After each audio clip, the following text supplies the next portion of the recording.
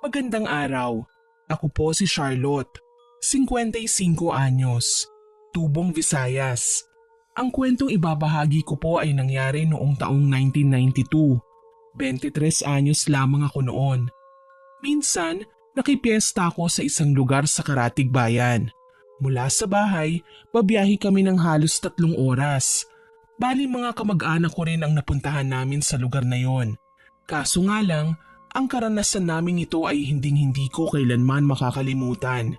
Nagkasundo kami ng pinsan kong si Ate Sofia na makibispira sa bahay nila. Sumama sa amin ang kasintahan ko na si Jared.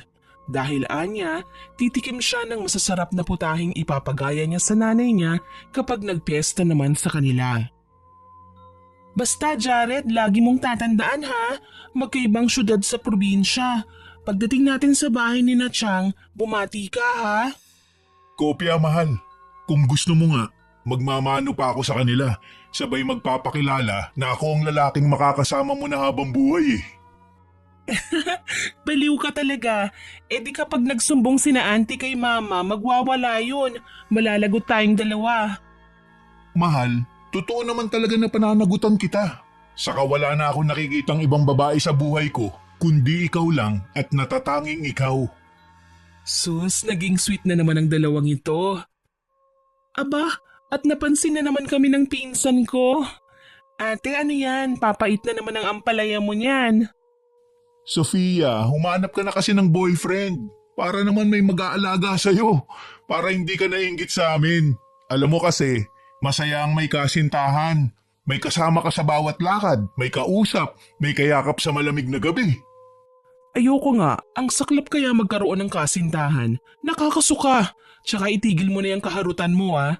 Parang pinariringgan mo lang ako ng mga bagay na gusto mong gawin sa pinsan ko eh. Kakainin mo rin balang araw ang lahat ng sinasabi mo ate. Alam ko naman na babae ka at bibigay ka rin.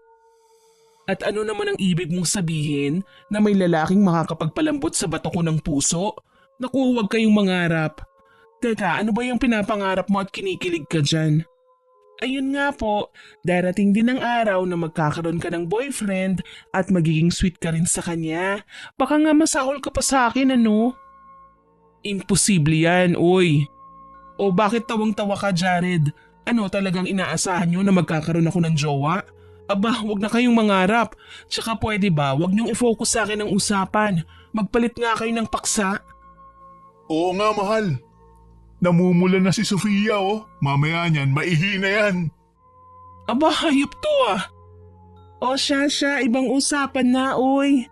Ikaw mahal, itigil mo na yung pang-aasar mo kay ate ha. Nagmamaneho ka kaya. Mamaya niyan, imbis na kina ate tayo tumuloy, diretso na tayo sa palasyo ni Cupido niyan. Ginatungan mo pa talaga.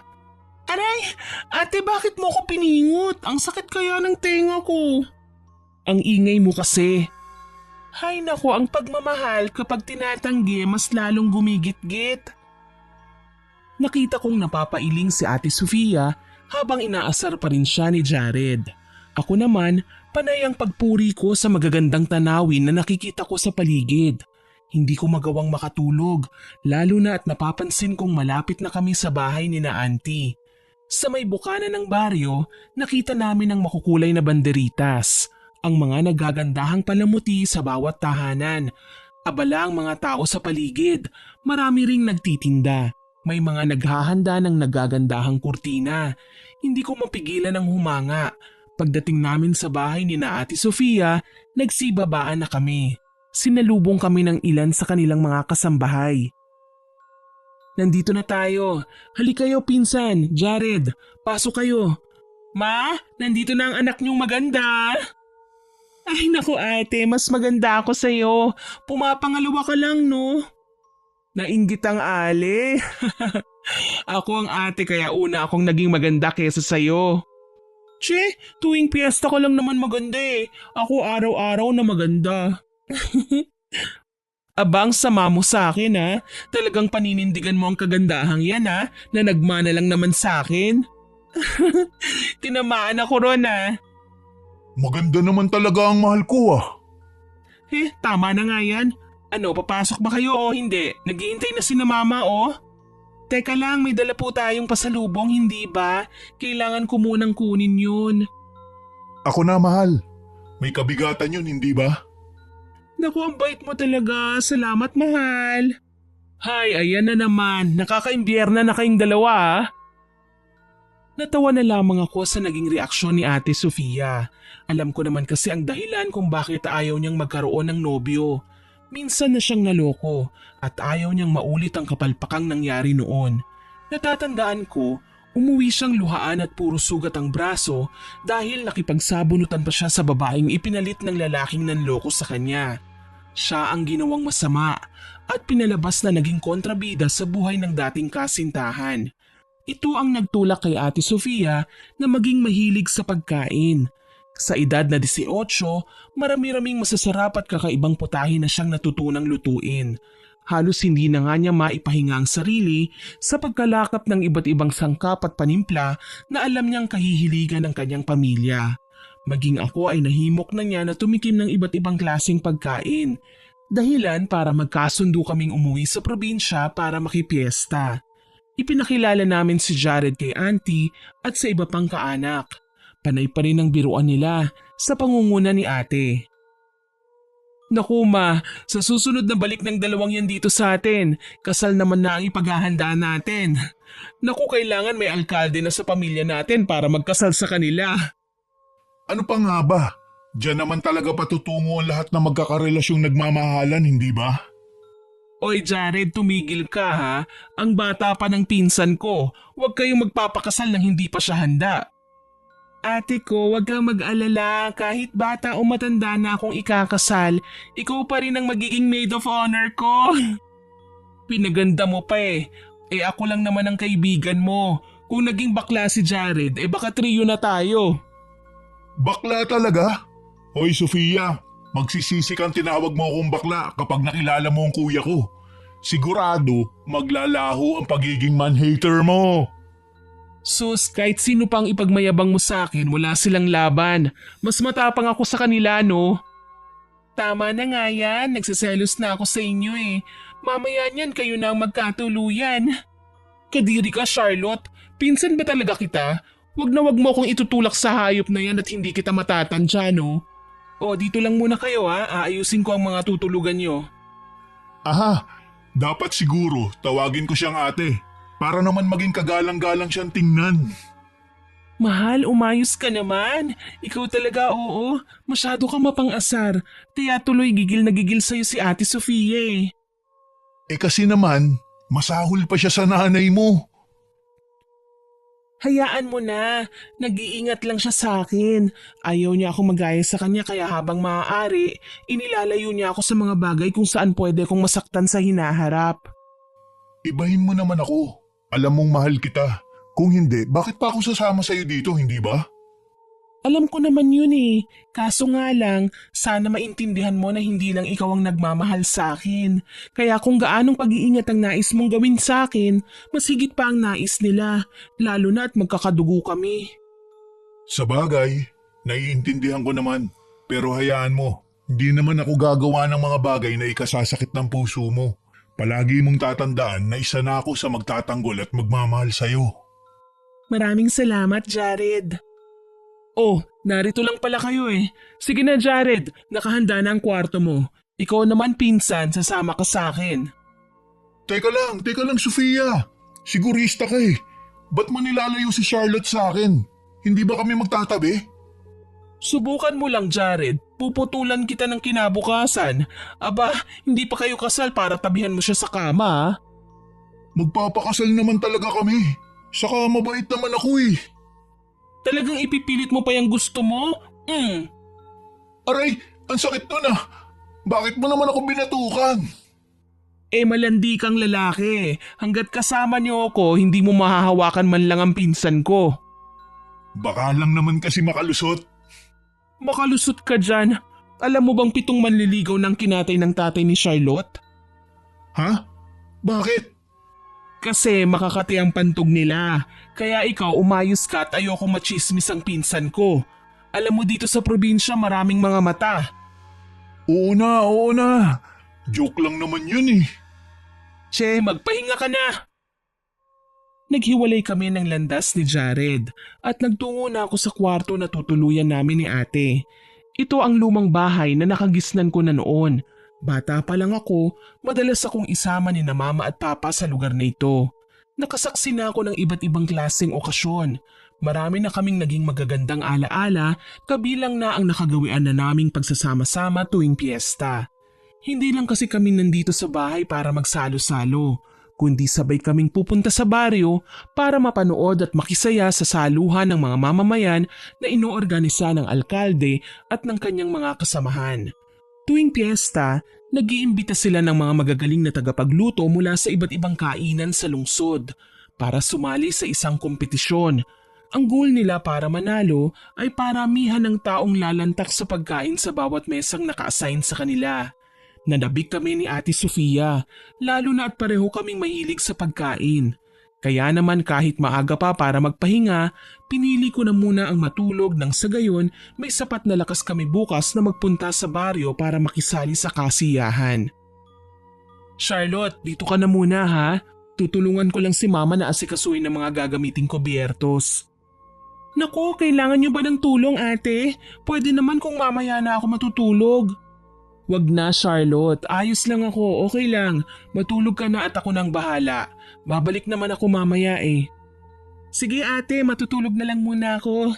Teka, pagsasarahan muna kita ng pinto ah. Inihatid ko si pinsan sa may pinto. Habang papalayo ang babae, napansin ko naman na may gumagalaw sa likod ng kurtina sa dingding. Nagdududang nilapitan ko ito at sinilip. Gayon na lang ang pagkagulat ko nang makita kong si Jared pala ang nagtatago at nakangising nakatingin sa akin. Anong ginagawa mo, Jared? Mahal, huwag kang maingay. Mamaya mahuli tayo ng pinsan mo eh. Ano ba kasing ginagawa mo rito? Dinadalaw ka. Dalaw talaga? Nasa iisang bahay lang kaya tayo. Saglit lang naman eh. Saka maikikwento lang ako sana sa'yo. At ano naman yun? May kwentuhan kasi yung mga naguhugas ng plato sa likod bahay na abot sa bintana ng kwarto ko ang mga boses. Alam mo na, may pagkatsismoso din ang kasintahan mo. Kaya naintriga akong pakinggan sila. May mga mambabarang pala dito sa bayan ni na Sofia. Ano? Mambabarang. Hindi mo ba alam yun? Sila ang mga taong may kakayahang gumamit ng itim na mahika. Kaya nilang pumatay ng tao gamit lamang ang mga manika o di kaya inuutusan nila ang mga insekto. Sa pagkakatanda ko nga, pinakapopular sa lahat ng ginagamit nilang insekto ay ang bubuyog. Grabe, ang bilis mong makasagap ng balita, Jared. Ayos lang yun. Mahal mo naman ako, di ba? Loko ka, tama na yan tungkol sa barang na yan ha. Bumalik ka na sa kwarto mo. Mamaya maabutan ka ni ate dito, mapingot ka pa. Aalis na ako. Pakis muna. Jared, ano ba? Uy, kinikilig ang mahal ko. Baliw ka talaga. Sige na, isa lang. Ang kulit mo ah. Dala ng ayaw talagang makinig sa akin ni Jared, wala akong nagawa kundi ang halikan nga siya sa pisngi. Nagkahiyaan pa kami pagkatapos. Hindi naman kasi kami katulad ng iba na konting dampi lang ng balat, laplapan na kaagad. Kahit may pagkapilyo si Jared, nirerespeto niya ako. Dahilan para mahalin ko siya at ipagmalaki sa aking pamilya. Salamat, mahal. Paano? Sibat na ako ha? Parang naririnig ko na ang mga yabag ng paa ni Sofia. Mamaya na mahal, magpahuli ka na lang kaya sa kanya nang makurot ka niya. Ayoko nga. At tumakbo nga si Jared pabalik sa kanyang kwarto. Natawa na lang ako sa kanyang ginawa. At habang nasa silid, kahit pala sobrang pagod namin sa biyahe, hindi ako makatulog. Maingay kasi. May kalakihan ng bahay ni na Ate Sofia. Bakit naman hindi? Sinadya ito ng nanay niyang kapitana para sa mga pagtitipong ganito. Hanggang pabiling-biling na lamang ako. Kalaunan, nagpasya akong bumangon. Inabala ko ang sarili ko sa paghahanap kay Ate Sofia na noon ay natagpuan ko sa kusina. Pinsan, bakit gising ka pa? Ano, may kailangan ka ba? Wala naman po ate, nahihirapan lang akong makatulog, namamahay yata ako eh. Hindi na ako magtataka. Naninibago ka lang. Iba kasi ang ingay na naririnig mo sa syudad at dito sa probinsya. Sa bagay po, alam mo na, nasanay lang ako sa mga tunog ng sasakyan at makina.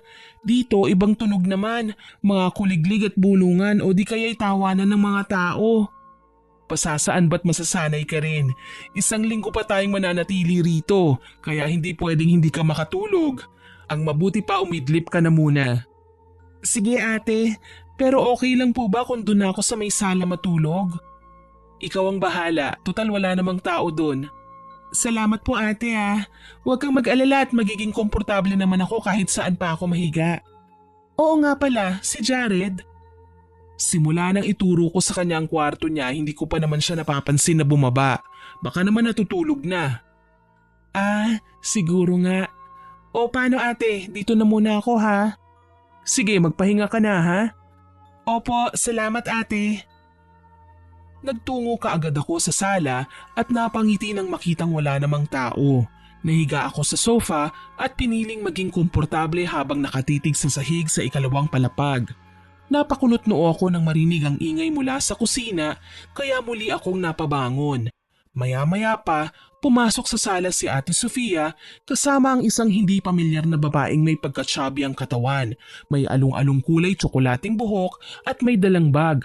Kaagad akong ngumiti nang mapabaling ang tingin nila sa akin. Charlotte, halika, ipapakilala kita sa anak ng kaibigan ni Mama. Hi! Hello, ikaw pala ang pinsan ni Sofia. Ako si Annie, family friend. Isa akong chef. Ikinagagala kitang makilala, Ate Annie. Isa si Annie sa mga chef na kalahok sa paligsahan bukas, pinsan. Talaga, ate? Naku, good luck sa'yo ah. Sana ikaw ang tanghaling panalo. Alam mo, palagi na talaga akong nananalo. Nung nakaraang taon ako ang champion. Sigurado naman sa mangyayaring paligsahan bukas, ako pa rin ang hahawak ng trono. Natahimik ako sa kanyang sinabi. Medyo nakaramdam ako ng kayabangan kaya naman napatikhim na lamang ako para mabawasan man lang ang tensyon. Ganun ba? Sige ate. Good luck sa pagkapanalo mo. Ate Sofia, babalik na lang ako sa kwarto ah. Mukhang mag-uusap pa kayo ng kaibigan mo eh. Sige Charlotte, basta ikaw matulog ka na ha? Sigurado yan ate, makakatulog rin ako. Bigla akong inantok eh. Sakali man na may kailangan ka, hanapin mo lang ako ha? Tumango ako at umalis na ng sala. Nagtungo na lang ako sa kwarto at doon piniling mahiga. Kakakakilala ko pa lang kay Ate Annie pero hindi ko gusto ang ugali niya. Medyo mayabang at mataas ang kumpiyansa sa sarili. Kapag lagi siyang ganyan, hindi malayong babagsak siya at lalagapak sa lupa. Sa ganoong alalahanin ako nakatulog. Nang muli akong dumilat, maingay na ang mga manok. Maging ang mga tao ay kanya-kanya na sa pagkilo sa kusina. Iba sa kanila, ininit lang ang lutong ulam. Ang tiyo ko naman na tatay ni Ate Sofia, nadungawan ko sa bintana na hawak ang kanyang manok panabong habang ipinagmamayabang ang mga sabong na naipanalo nito. Inaantok pang kinuha ko ang tuwalya at saka naligo. Nang mapreskuhan, lumabas na ako ng kwarto. Nasa labas na ng silid si Jared. Kagaya ko ay bagong ligo din at mukhang hinihintay na lamang ang paglabas ko. Magandang umaga. Uy, ang aga mo ah! Abay, oo naman. Ngayon ang piyesta, hindi ba? Mainam na ang mauna at nang makarami. Grabe, pagkain na naman ba yan? Naku mahal, magtigil ka. Kapag ikaw ay nag-LBM talagang iiwan kita kahit sa gitna pa ng daan. Wala namang ganyanan, mahal. Niutot ko nga, hindi mo pa naaamoy. Pupu pa kaya? Ang bastos ng bibig mo ah. Itiko mo kaya yan. Kakain tayo eh. Niloloko lang naman kasi kita. Oo nga pala, may nakita akong bagong dating kanina, kausap ni Sofia. Kaso lang narinig ko, ang yabang magsalita. Sino kaya yun? Yung chubby ba? Alon-alon ng buhok? Si Ate Annie yun. Kalahok daw sa paligsahan mamaya. Ibig sabihin, chef pala yun? Yun ang sabi. Bumaba kasi ako kagabi kaya nakilala ko ang babae. Iniwan ko na nga lang sa kalagitnaan ng pag-uusap namin eh. Mayabang nga kasi. Halata naman eh. Ipinagmamayabang niya na kinatatakutan siya ng ibang mga kilalang chef sa Maynila. Talaga? Sinabi niya yun? Oo, narinig ko eh. Ayoko pa naman sa lahat ay yung mayabang. Kaya nga sa tingin ko, hindi kami magkakasundo dahil alam mo naman na ayaw ko sa mga taong matataas magsalita. Tipong Diyos na ang tingin sa sarili nila. Naiintindihan kita, mahal. Huwag mo na lang pansinin. Hayaan mo na at makakarma din ang babaeng yan. Karma agad? Sabi ko lang naman hindi ko gusto ang ugali niya, pero hindi naman kami magkaaway. Sa bagay, hayaan mo at kapag ako nakapansin sa kanya, ilalayo kagad kita. Napangiti ako sa simpleng sinabi ni Jared. Buti pa siya, iniiwas talaga ako sa gulo. Ilang beses ko nang napatunayan yun, kahit nga sa Maynila. Kapag sa tingin niya ay may tensyon nang nagaganap, inilalayo na niya ako kaagad sa karamihan. Mas mabuti na raw ang umiwas kesa umaatake sa gulo. Tuloy nang umalis na kami ng bahay, hindi na kami nakapagpaalam sa bisita ni na Ate Sofia. Magkasama pa rin kasi kaming tatlo papunta sa plaza. Marami ng tao nang dumating kami roon. May nagkakasiyahan, may abala sa pagtitinda, at may mga naghahanda sa mga mesang gagamitin ng mga kalahok sa paligsahan.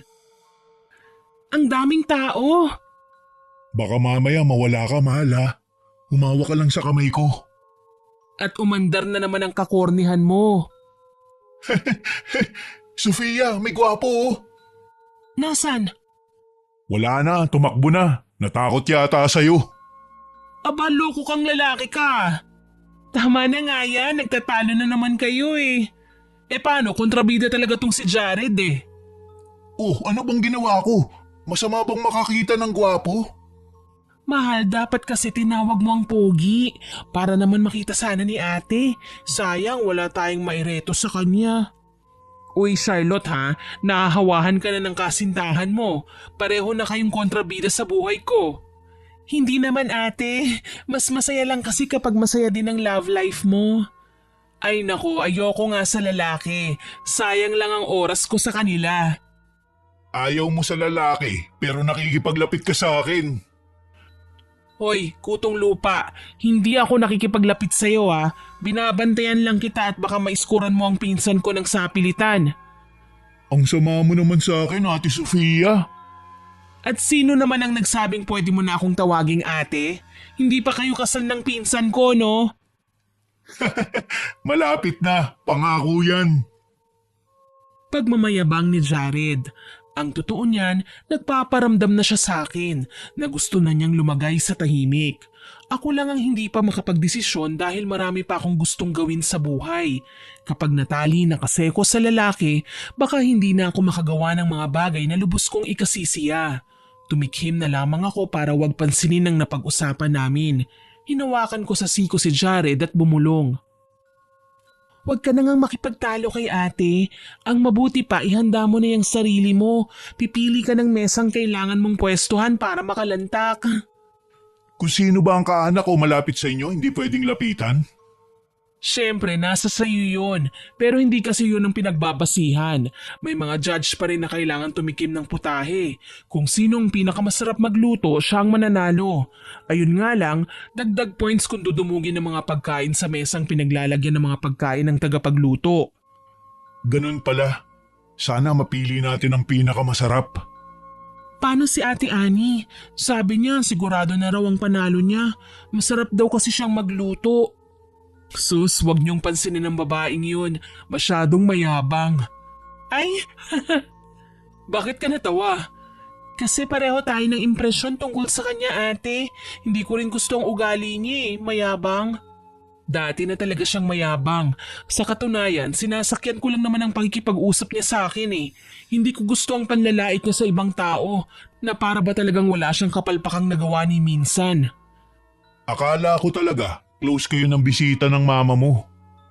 Obligado lang talaga akong pansinin siya at kausapin dahil magkaibigan ng nanay niya at mama ko. Wala naman akong magagawa. Kapag hindi ko siya kinausap, baka maparatangan pa akong masama ang ugali. Ibig bang sabihin yan ate? Makakapili kami ng chef na talagang gusto namin? Oo naman, hayaan yung matalo ang babaeng yan no? Dahil sa sinabi ni Ate Sofia, nagtawanan kaming tatlo. Tuloy na patingin kami sa paligid. Mas dumoble pa ang dami ng tao sa plaza. May magpapamilya, magkasintahan, magkapatid at magkakaibigan. Lahat ay nananabik sa matitikman nilang pagkain. Bago pa magsimula ang paligsahan, pumuesto na ang mga kusinera sa nasabing entablado. Ipinakilala sila pa isa-isa sa mga nanonood sa kanila. Puno naman ng kumpiyansa sa sarili na kumaway si Ate Ani sa amin. Kaya plastikan man, napilitan kaming mag-cheer para sa kanya. Mukhang kahit saan na talaga ilagay ang babaeng yan, makapal na talaga ang mukha. Jared! Tumahimik na kayo, magsisimula na. Sino kaya ang mananalo ngayon?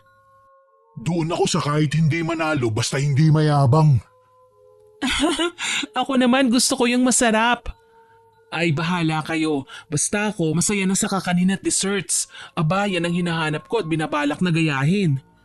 Ay naku ate, buti sana kung marami tayong pera no, para naman magkakaroon tayo ng budget sa mga ganyan. Mukhang mamahalin kaya lahat yan.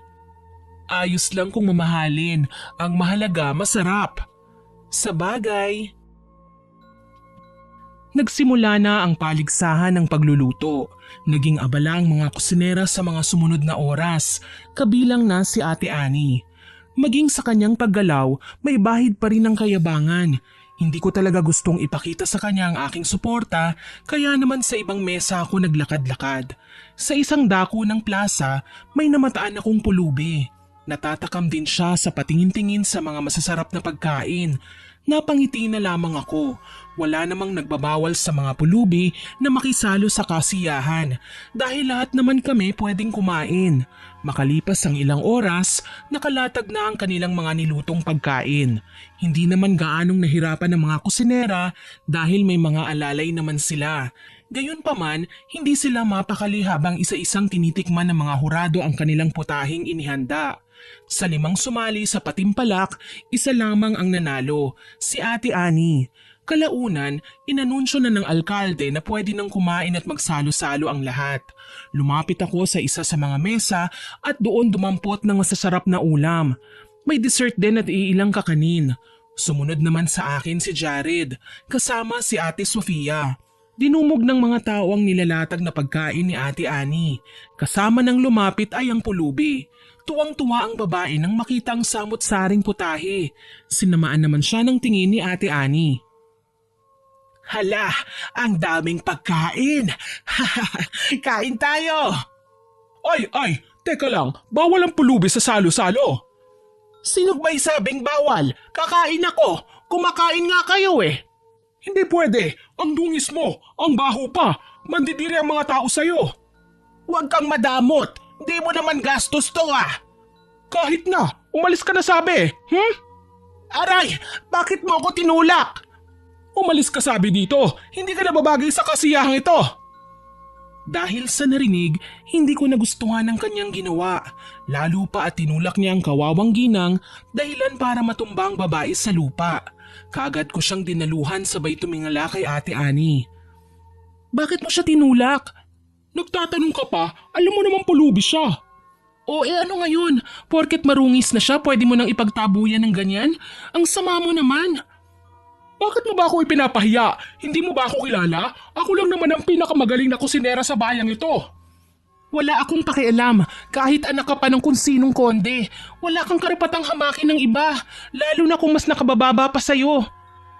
Dala siguro ng pagkainis niya sa sagot ko, sinugod niya ako. Nakipagsabunutan siya sa akin sa kabila ng kabiglaanan ni Jared at Ate Sofia. Mabilis silang umawat at sinubukang hilahin ang kamay ni Ate Ani na nakahawak sa buhok ko. Pero talagang kay higpit niyang humawak. Tuloy nagawa kong ipihit ang aking ulo sabay abot ng aking kamay. Siya naman ang aking sinabunutan bilang ganti, dahilan para magkagulo ang mga tao. Ilan sa kanila ay tumabi at pinaubaya kami sa mga nakabantay na tanod. Ani, ano ba? Bitiwan mo ang pinsan ko! Hindi ako papayag. Walang yung babaeng yan. Ipinahiya niya ako. O ano ngayon? Ipinagtatanggol lang naman niya ang kawawang pulubi na tinulak-tulak mo. Ano bang pakialam mo? Sa ayaw kong mahaluan ng marungis na tao ang nakalatag kong mga niluto. Hindi ko alam na mapanghusga ka pala. Oo at mapagmataas pa. Mayabang na kusinera yan ate. Anong sabi mo? Teka lang, pakibitawan ng buhok ng kasintahan ko. Hindi ka ba nahihiya sa sarili mo, Aling Ani? Ang tanda nyo na pero pumapatol kayo sa bata. Ang lakas ng loob niyong pagsabihan ako, kayo naman ang mga mapanghusga. Saang banda ka namin hinusgahan? Ikaw nga ang nangaapi ng pulubi. Bakit sa tingin mo ba ganun ka nakasikat para igalang ng sino man?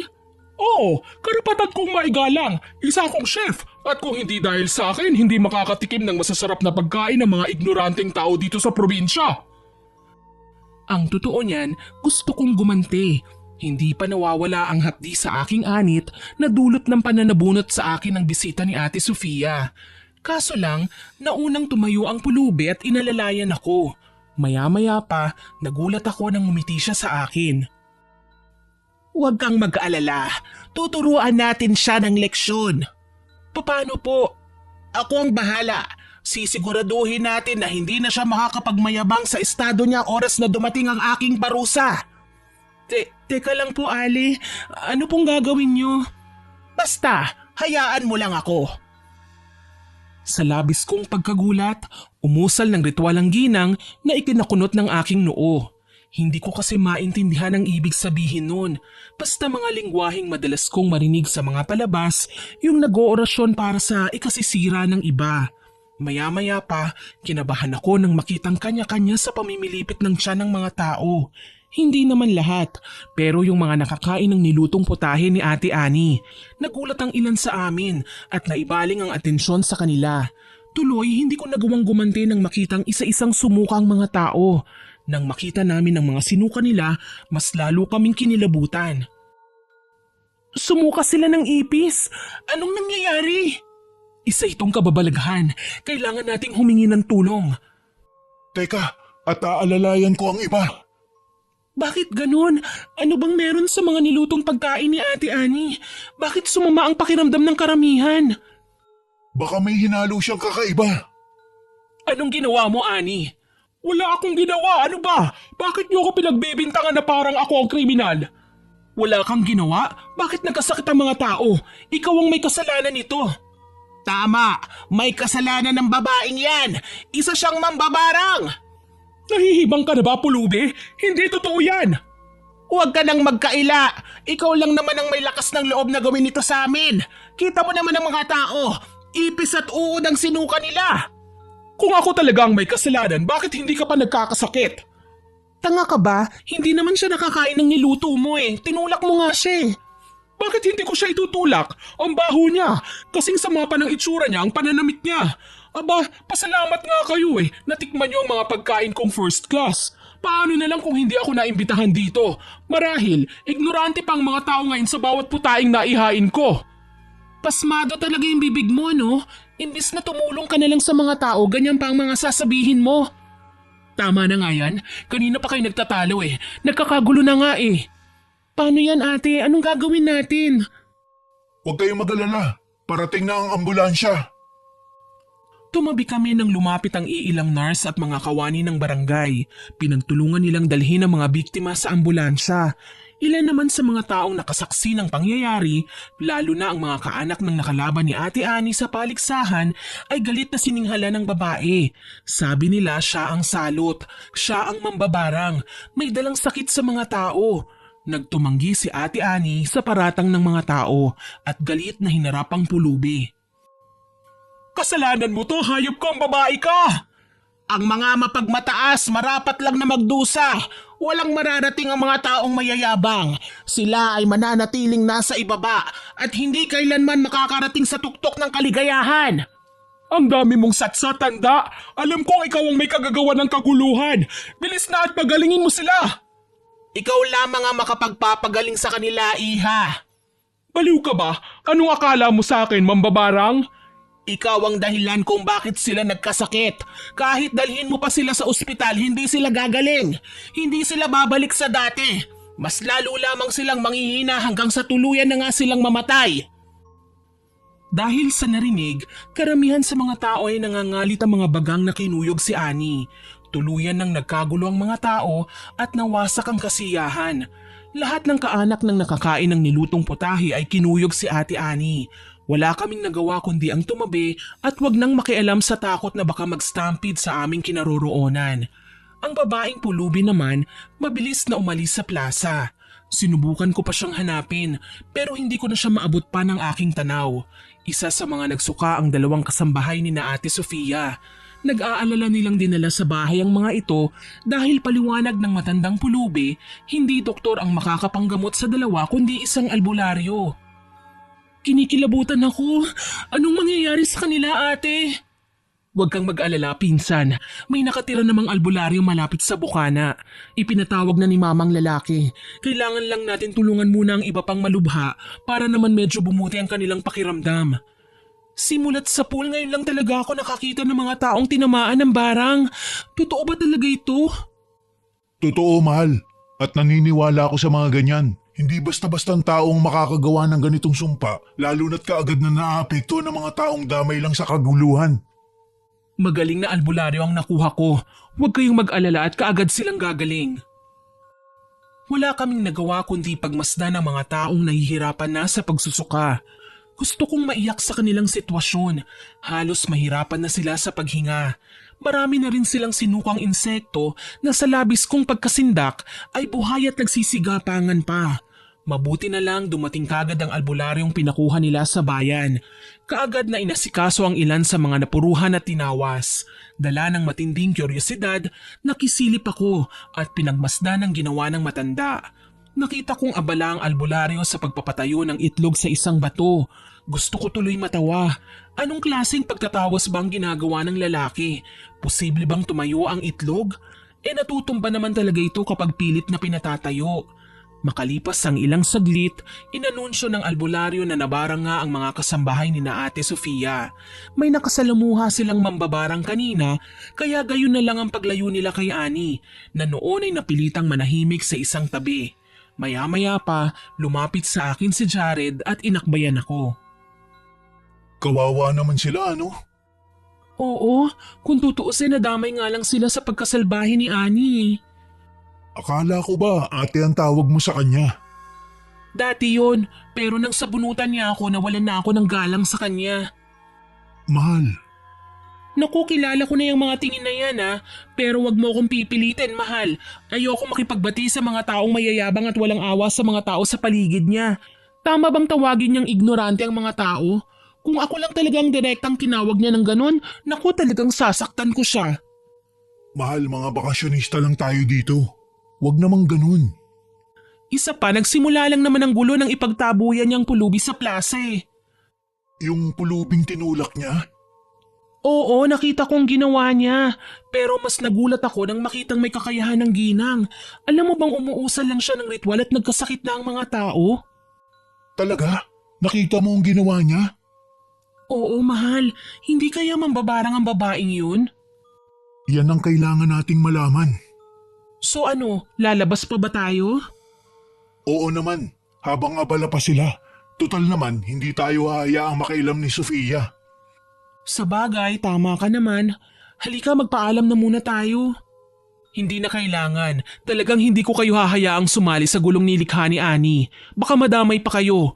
Ubusin niyo na muna ang oras sa pagpasyal. Pasensya na kung hindi ako makakasama. Babawi na lang ako sa susunod. Ate, narinig mo bang pinag-usapan namin? Ang narinig ko lang ay yung magpapaalam kayo sa akin. Hindi nyo naman kailangang isama ako Kailangan ni mama ng tulong, kasama ang mga utusan namin sa nasaktan sa kaguluhan kanina. Sige po ate, aalis na kami. Jared, ikaw nang bahala sa pinsan ko ha? Sige, ako nang bahala. Aalis na kami. Ingat kayo. Namasyal kami ulit sa plaza. Habang naglalakad, namataan namin ang ilan sa mga chef na nag-uusap-usap sa isang bahagi ng ginawang entablado. Kasama nila ang alkalde, kaya nagpa siya kaming lumapit ng aking kasintahan. Anong gagawin mo, mahal? Itatanong ko lang kung ano ba talaga ang nangyari kanina at kung kilala nila ang matandang nakaengkwentro ni Ani kanina. Ang problema, sasabihin kaya nila? Baka naman hindi nila kilala ang ginang. Susubukan lang naman natin magtanong Sana may makausap tayong literal na magtuturo sa atin sa ginang. Sigurado yan. Lumapit nga kami sa nagkukumpulan at nakiusyoso sa kanilang usapan. Napag-alaman namin na matagal na palang pagala-gala sa lugar na ito ang pulubi, pero wala namang nangyayaring kaguluhan. Sadyang hindi lang maganda ang naging trato ni Ani sa kanya kaya nagkagulo kanina. Sa katunayan, nagawa pang laitin ng mga tao ang kaibigan ni Ate Sofia dahil sa klase ng ugaling meron ng babae. Tungkol naman sa biglang pagsusuka ng mga tao, walang nakakaalam sa lagim na posibleng pinagmulan. Sa dami ng hinuha ng mga tao, wala man lang tumama ng sagot. Pero ako, alam kong may kinalaman ng matandang pulubi. Dahilan para matuntun namin kinalaunan ng kanyang tinutuluyang bahay. Isang kubo na nasa masukal na kakahuyan ang itinuro ng mga napagtanungan naming mga bata. Luma na ang bahay pero halatang matibay. Wala namang bakod kaya malaya kaming lumapit sa may pinto. Mahal, talaga bang kakato ka dyan? Oo naman, hindi ba kailangan nating malaman sa ginang kung ano ba talaga ang tunay na dahilan ng pagkakasakit ng mga tao sa plaza? Paano kapag tayo naman ang kanyang sinaktan? Umasa na lang tayo na hindi. Wala naman tayong ginagawang masama eh. Pero baka ibang maging interpretasyon niya. Wag naman sana. Sakali man, humingi na lang din tayo ng paumanhin. Sige, paano? Ikaw na ba ang kakatok? Oo, ako na. Kaagad akong kumatok sa pinto. Sa tingin ko naman ay may tao, kahit na sarado ang pinto. May naririnig kasi kong yabag sa loob ng bahay. Maya-maya lang, pinagbuksan kami ng pinto ng kung sino mang nasa loob. Kagaya ng aking inaasahan, bumungad sa aming harapan ng matandang pulubing nakita namin sa plaza. Sa pagkakataong ito, maayos na ang kanyang itsura. Malinis na at nakikita ko na ng malinaw ang kanyang muka. Masungit na tinignan kami ng ginang. Sino kayo? Anong ginagawa niyo rito? Pasensya na po kung naistorbo namin kayo, Aling. Pauling, yun ang pangalan ko.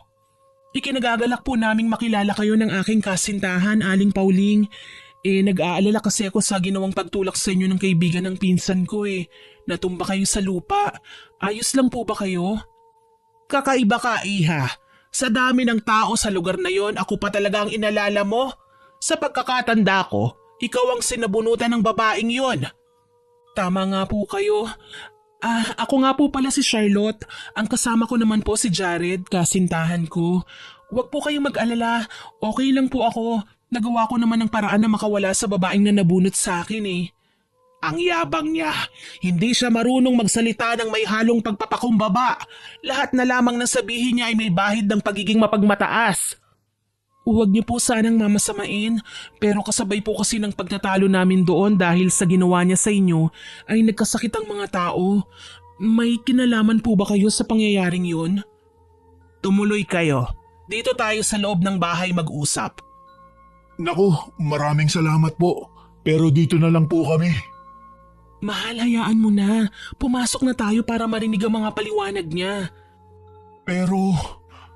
Huwag kayong mag-alala. Hindi naman ako mananakit. Sige na, mahal. Halika na para makausap na natin si Aling Pauling. Walang nagawa si Jared kundi ang sumunod sa akin papasok ng bahay ng matanda. Maaliwalas naman ang paligid. Wala akong kalat na nakikita pero may mangilan-ngilan siyang nakadisplay na mga manika.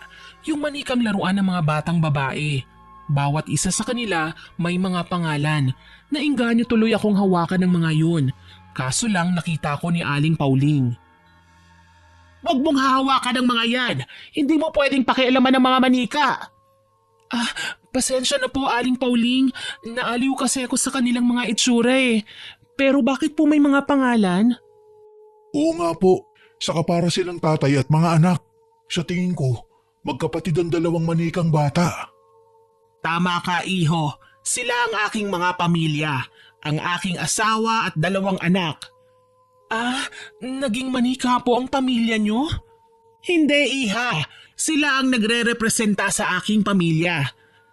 Nasaan po pala sila? Wala na sila, iha. Namatay sila 2 taon na ang nakararaan. Pasensya na po. Hindi po namin alam. Ikinalulungkot po namin ang nangyari. Ayos lang, iha, iho. Hanggang ngayon naman hindi pa ako tumitigil sa paghahanap ng hustisya.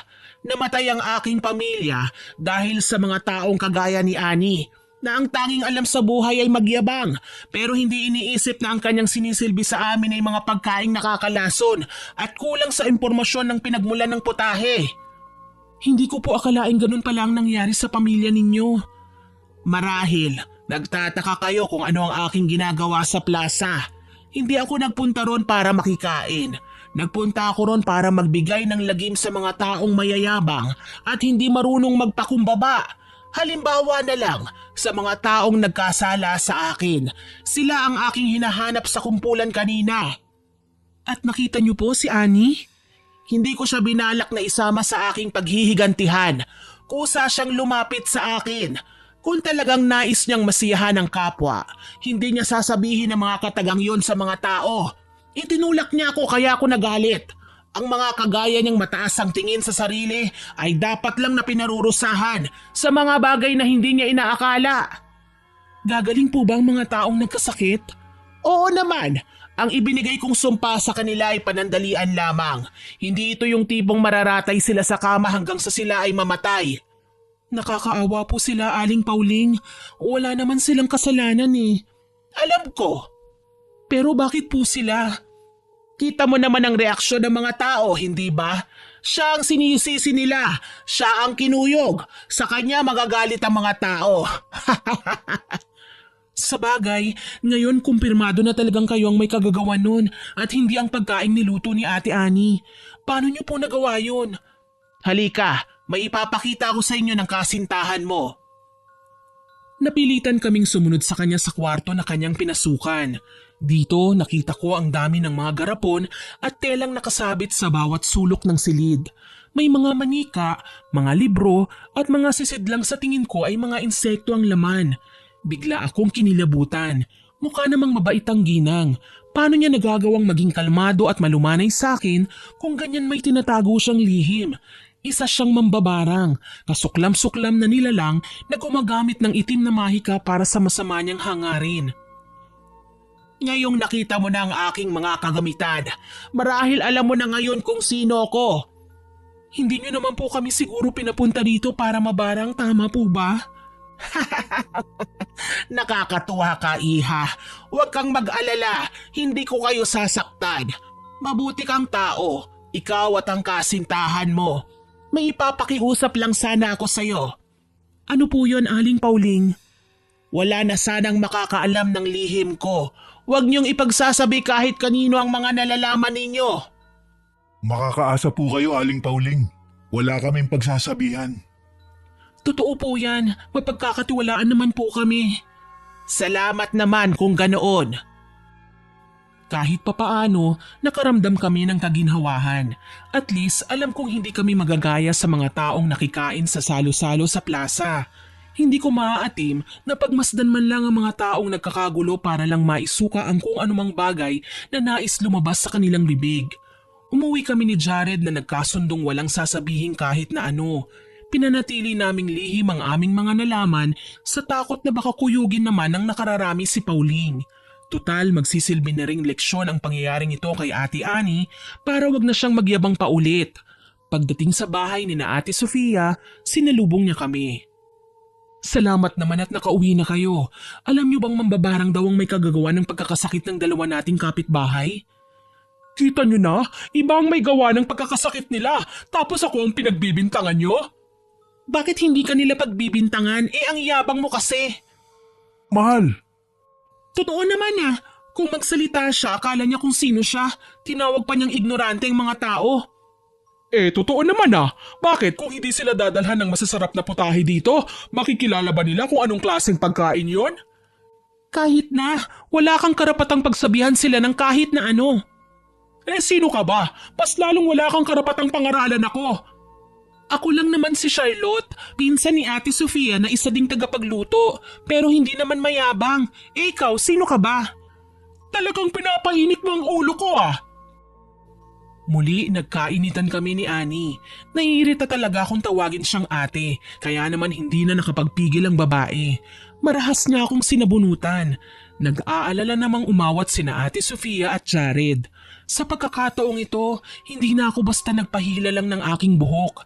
Gumanti na ako sa kanya at nakipagsabunutan na rin. Sina Auntie naman na mama ni Ate Sofia ay sigaw na ng sigaw na awatin daw kami pero ayaw kong paawat. Sa katunayan, galit na galit ako kay Annie.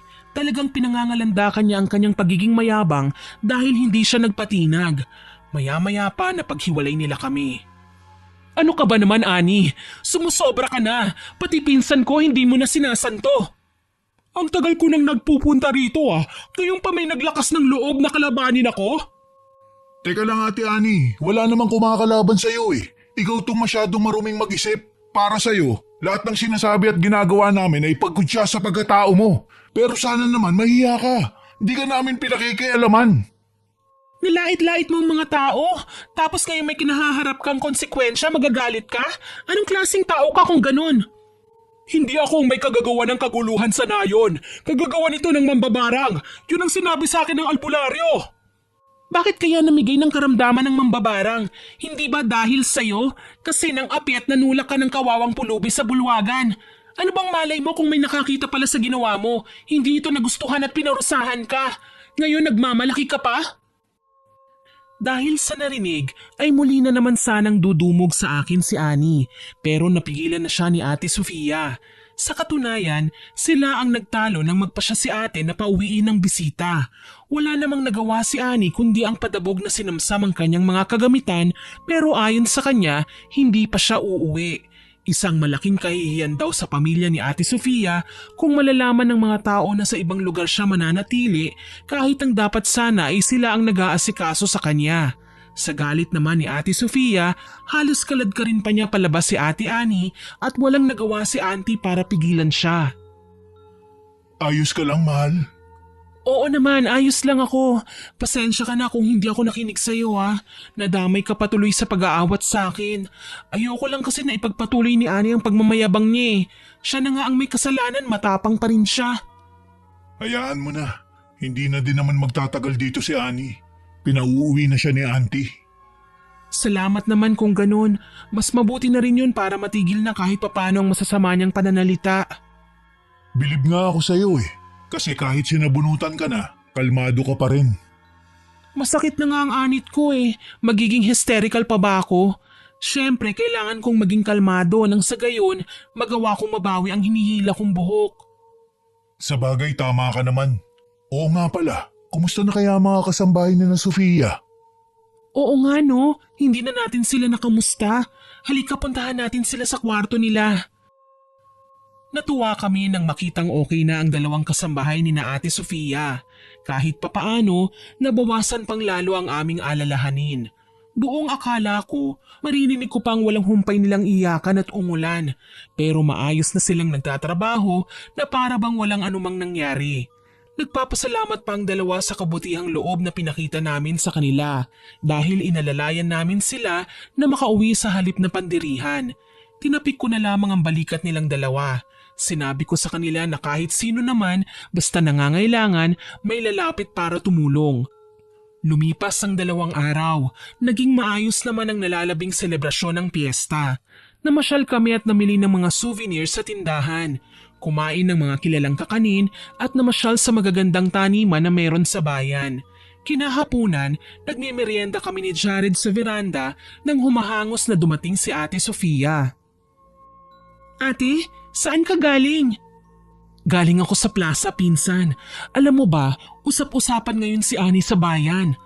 Normal lang yon ate, kahit sino naman talagang sisikat oras na may ginawang hindi kaaya-aya sa kapwa. Tama, saka marami kaya ang galit sa kanya. Iba ito. Ano bang nangyari ate? Biglang nagkasakit si Annie. Ayon sa mga nakakita, nagutom na lang daw ang babae at kinain na lang bigla ang lupa. Nagutom siya at kumain ng lupa. Ibang klaseng karamdaman naman yata yun. Hindi ba, mahal? O baka naman palusot lang yan ni Ate Annie para puntahan natin siya. Totoo ang sinasabi ko, Jared. Kinain niya ang lupa at dinurog ang mga bato. Hindi ko nga alam paano niya nagagawa yun Ano? Mapera naman si Ate Ani, hindi ba Ate Sofia? Bakit kailangan niyang gawin yun? Tsaka bakit lupa? Nagpapapansin ba siya? Iba ito. Mukha daw kasing wala sa sarili si Ani. Lutang at kung ano-ano na lang daw ang nakikita. Hindi naman siya mukhang baliw kanina. Pero bakit siya biglang nagkaganoon? Sigurado may kung sinong gumamit ng itim na mahika para mangyari yun. Ang mambabarang na siyang dahilan ng pagkakasakit ng mga tao sa plaza, baka may kinalaman siya. Baka pinarurusahan niya si Ani. Hindi na ako magtataka, ate. Masyadong masama ang ugali niya eh. Dapat lang na magdusa siya paminsan-minsan para naman magtanda siya at malaman niyang mali ang ginagawa niya. Hindi naman talaga dating ganyan si Ani eh. Nagsimula lang yan nang siya man ay naging biktima ng kayabangan ng iba. Napahamak ang kanyang nag-iisang kapatid dahil sa yabangan sa paligsahan ng karera kung sino ang pinakamabilis magpapatakbo ng kalabaw. Malaki ang pusta ng mga mayayaman kaya napilitang sumali ang kapatid niya. Sakitin kasi si Ani noon. Mahirap lang ang buhay kaya kailangan nilang dumiskarte. Malas lang dahil habang pinapatakbo niya ang kanyang kalabaw sa putikan, 2 bata at isang lalaki na sa tingin namin ay ama nila ang napahamak at namatay ng masungayan nito ng kalabaw. Diyos ko, parang may pagkakahawig ito sa kwento ni Aling Pauling. Ha? Sino si Pauling? Siya po ang matandang pulubi na nakatira sa kagubatan, Ate Sofia. Pasensya na kung hindi namin sinabi sa iyo ang tungkol sa kanya. Natakot lang talaga ako na baka masamain mo ang paglihim namin. Matagal na kasi akong may hinuha na siyang may kagagawan sa pagkakasakit ng mga tao, kaya hinanap namin siya ni Jared. Hindi naman ako nagagalit eh. Pamilyar kasi sa akin ang pangalan na Aling Pauling na yan. Narinig ko na sa labas ng bahay. Ate, hindi kaya siya ang asawa ng mag-amang nadumog ng kalabaw na sakay ng kapatid ni Ate Ani? Oo nga ano. Nang makita ni Aling Pauling ang pangungutya ni Ate Ani, naalala niya ang kayabangan ng kapatid nito na naging dahilan ng kamatayan ng mag-aama niya, kaya gumanti siya kagad. Kawawa naman pala si Aling Pauling, hindi naging madali ang pinagdaanan niya. Tama ka ate, pero kung ganyang malubharin naman pala si Ate Ani, kahit masama ang loob ko sa kanya ay hindi ko naman maaatim na hindi siya tulungan. Talagang ipinagmamalaki kita pinsan, kahit nasaktan ka na niya, nagawa mo pa rin siyang kaawaan. Nakalimutan mo na ba ang turo sa atin ni Lola ate? Hindi ba palagi niyang sinasabi na kailangan nating magpatawad? Kahit gaano kabigat ang kasalanan ng taong nagkasala sa atin, kailangan natin silang patawarin nang sa gayon tayo naman ay makausad sa buhay. So paano na? Pupuntahan ba natin si Ani? Silipin natin ang kanyang kalagayan. Sige, pwede naman. Mukhang nasa bahay lang niya si Ate Ani. Kung ganun, ano pang ginagawa natin? Puntahan na natin siya kaagad. Umalis kami ng hapong yun at nagtungo sa bahay na tinutuluyan ni Ate Ani. Hindi ako makapaniwala sa bilis ng karma na dumapo sa kanya. Kitang-kita namin kung paano nagbago ang kanyang anyo mula sa dati niyang itsura hanggang sa isang maputla at sakiting pasyente na. May binayaran siyang tao na mag-aasikaso sa kanya. Ngunit maging ang nasabing tagapag-alaga ay labis siyang pinandidirihan na kahit ang malaking halaga ay kayang tanggihan wag lang magtagal sa paghawak sa kanya. Mapait na ngiti ang iginawad ng babae sa kanila na naging dahilan ng aking pagtikhim. Ani, nakakabigla ang tagpong ito, pero ano bang nangyari sa iyo? Mahabang kwento pero ang matandang pulubing inalipusta at hinama ko noong paligsahan ay may kakayahang bigyan ako ng karamdaman, kaya hito ako ngayon nagdurusa. Pero hindi ba't iisang beses ka lang niyang nakabanggaan? Bakit pinarusahan ka na niya kagad ng ganyan? Ganun ba kalalim ang galit niya sa'yo para bigyan ka ng sakit na halos walang matinong gamot? Dati na kaming nagkasala sa kanila. Ang kapatid ko, hindi siya basta namatay dahil sa disgrasya. Napahamak siya dahil sa kayabangan. Ang masakla pa roon, maging ang kanyang pamilya ay namatay at hindi man lang namin nadamayan. Ni hindi kami nakahingi ng tawad sa kanya. Patuloy kaming nagmalaki hanggang sa nagawa kong ang iangat ang dati ng mahirap naming pamilya. Mas lalo kong kinamuhian ang mga mabababang tao dahil naaalala ko ang pagkalugmok namin noong araw. Noong nagtagumpay ka sa buhay, hindi mo man lang ba siya hinanap? Hindi. Bakit ko sila hahanapin? Masyado akong abala sa pagpapalago ng sarili kong karera. Isa pa kung tutuusin ay wala naman akong kasalanan sa kanya. Kahit pa namatay ang kanyang asawa at mga anak sa engkwentro, ang kapatid ko ang nagkasala sa kanila at hindi ako. Pero nagpakita ka ng kayabangan sa kanya. Ginalit mo siya at pinaalala mo sa kanya ang mga nawala sa kanya nang kutsain mo siya. Aaminin ko, yun ang naging pagkakamali ko. Magsisi man, huli na. Nakaratay na ako. Wala nang lakas para lumapit pa sa kanya. May pag-asa pa, Ate Annie. Kailangan mo lang na matutong maging mapagkumbaba. Matuto kang magpatawad sa mga nagkasala sa'yo. Higit sa lahat, humingi ka ng tawad sa lahat ng taong nasaktan mo at nasagasaan. Alam ko naman na mahirap, pero ito lang ang solusyon para gumaling ka. Ang magbago. Ibig mo bang sabihin mahanap ko pa si Aling Pauling? Kilala mo pala siya? Oo naman, kilala ko siya. Sadyang kinalimutan ko lang ang tungkol sa kanya para takbuhan ang obligasyon ko. Kahit kasi namatay na ang kapatid ko, alam kong nagkasala pa rin siya. Hindi naman dapat ipagpasalamat na lang namin ang pagkawala ng buhay ng iba. Hindi ko lang talaga alam kung paano lumapit sa ngayon. Nahihiya ako. Huwag kang mag-alala. Gagawa natin yan ng paraan. Ang mahalaga, gumaling ka lang. Ang dami ng atraso ko sa'yo pero kahit kailan hindi ka man lang nagtanim ng sama ng loob sa akin. Ate, nagagalit talaga ako. Pero malalaki na tayo. Hindi na tayo mga bata na basta na lang iiyak o magsusumbong anumang oras nating naisin. Lagi nating tatandaan. Paslit nga madaling nakakalimot sa nagkasala sa kanila eh. Nakikipagbati pa kagad. Tayo pa kaya? Sabagay, tama ka. Huwag kang mag-alala, kakausapin ko si Aling Pauling. Sasabihin ko sa kanya na natauhan ka niya, na kung pwede, bawiin na niyang binigay niyang karamdaman sa'yo. Ngiti lang ang isinagot ni Ate Annie sa aking sinabi. Dala nang hindi namin siya maiwan sa tinutuluyan niya, nagpa siya sina Auntie at Ate Sofia na isama na lang pabalik si Ate Annie sa kanilang bahay para doon na maasikaso. Hindi ko maiwasang maawa sa kanyang sitwasyon.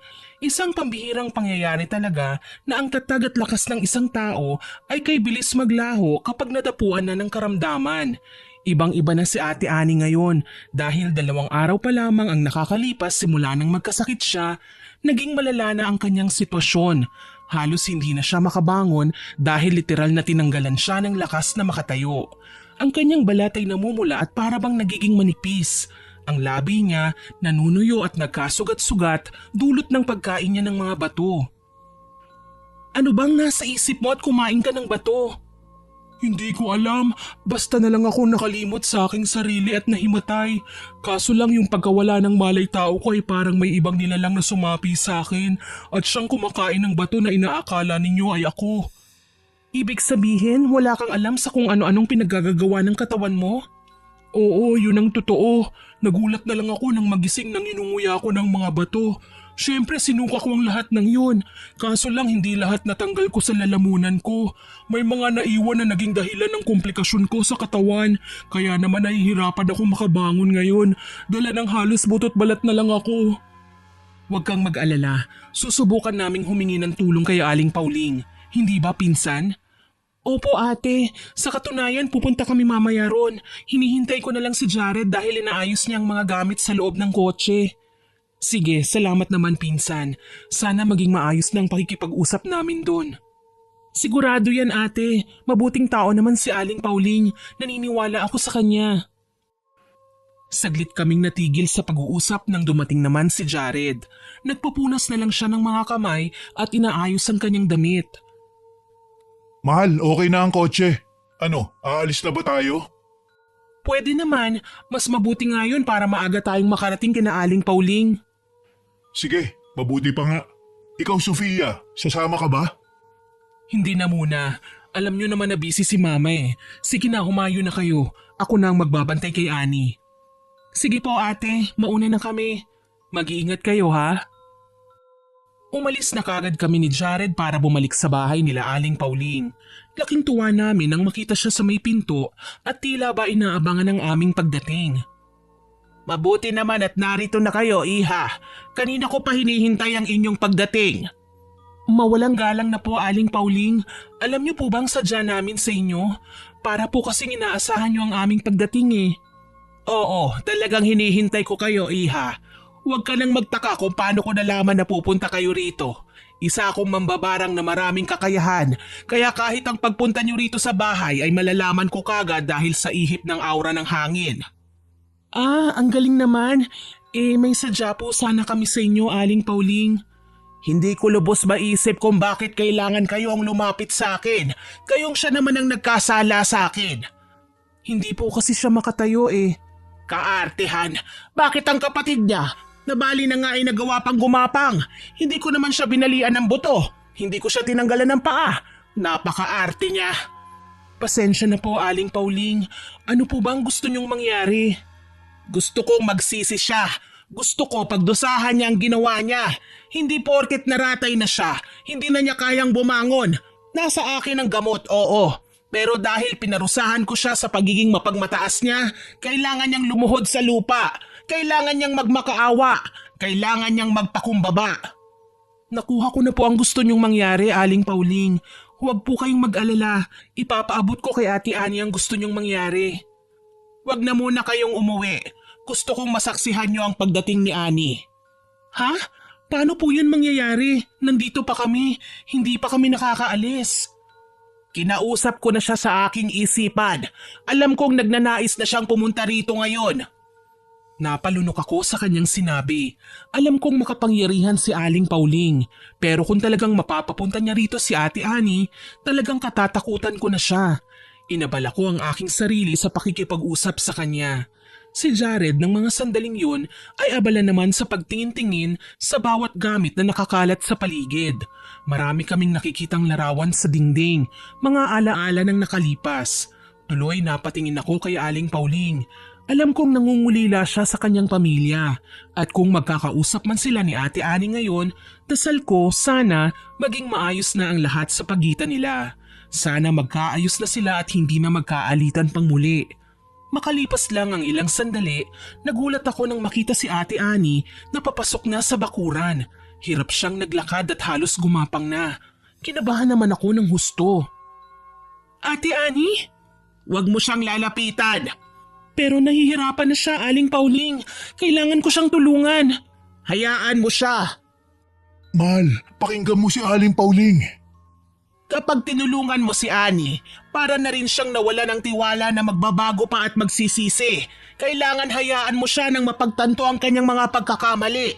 Hindi mo siya dapat inaalalayan. Matigas na tugon ng ginang. Wala akong nagawa kundi ang hayaan na lamang si Ate Ani.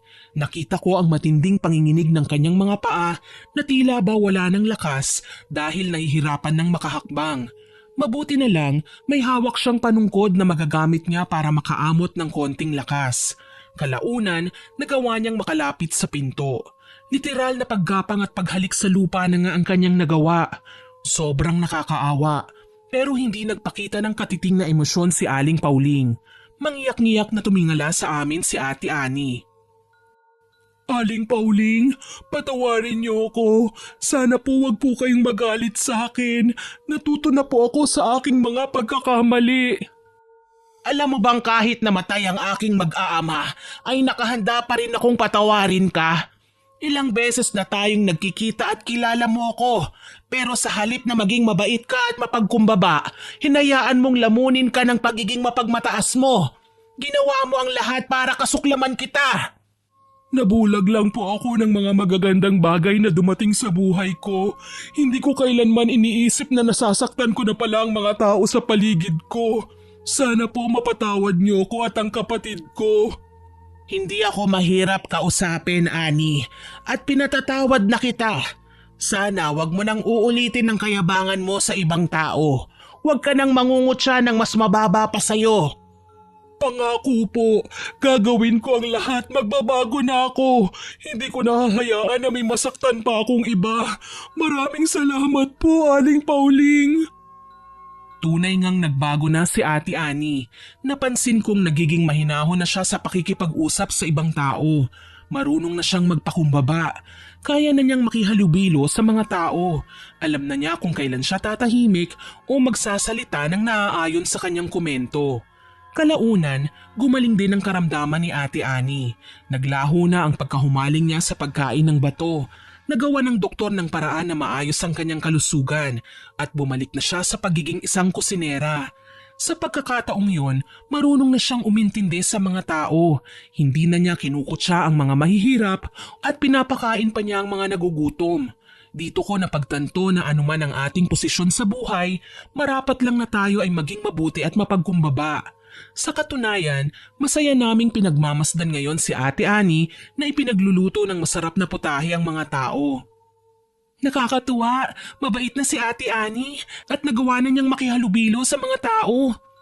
Yan ang mahikang nagagawa ni Aling Pauling. Hindi lahat ng mambabarang ay masama. Ito lamang ang patunay na may mga mambabarang na ginagamit ang kanilang kaalaman para bigyan ng aral ang mga taong nagkamali. Tama kayo dyan. Higit sa lahat, may mga bagay talaga na kailangan nating ibaon na sa limot, kagaya ng pagpapatawad sa nagkasala sa atin. Teka lang Jared, parang may pinariringgang kang iba. Ha? Wala naman ah. Para kasing ako ang pinariringgan mo na magpatawad eh. Ang sabi niya ate, magkaroon ka na kasi ng kasintahan. Patawarin mo na ang ex mo para pareho na kayong makausad. Sinasabi ko na nga ba eh, ako na naman ang babagsakan ng topic nyo ngayon eh. Maghahabulan na sana kami kaso lang biglang lumapit sa amin si Ate Annie.